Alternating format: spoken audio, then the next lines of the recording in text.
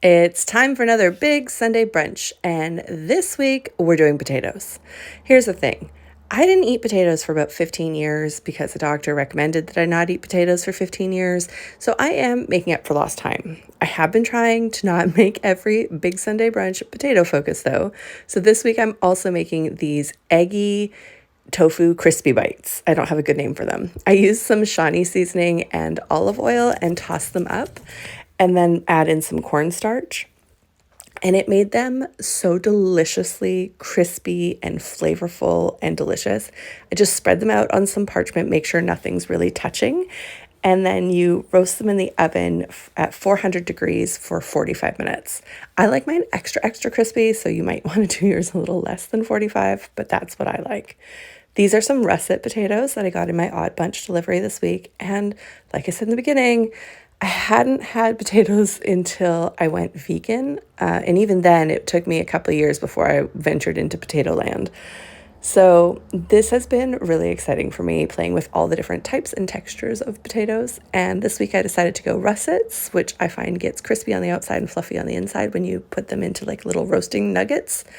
And I used some of this homemade, it's my mom's sort of like taco seasoning blend that she makes for me, and stir that up.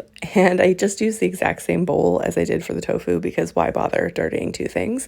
But my concept here was roast these up and then top them with sort of little leftover bits that I had in my fridge. So that's what I did. Again, just side by side with the eggy bites, 400 degrees, 45 minutes. It doesn't get simpler than that. And if I am nothing, if not something easy for a big Sunday brunch kind of person. They came out super, super crispy.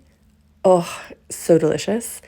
And then I topped them off with the potatoes I topped off with cheese, violet cheese, and green onions, and then hot sauce. Honestly, one of the better big Sunday brunches that I've had in a while. Although I feel like I say that every week. Maybe I just love breakfast. I don't know.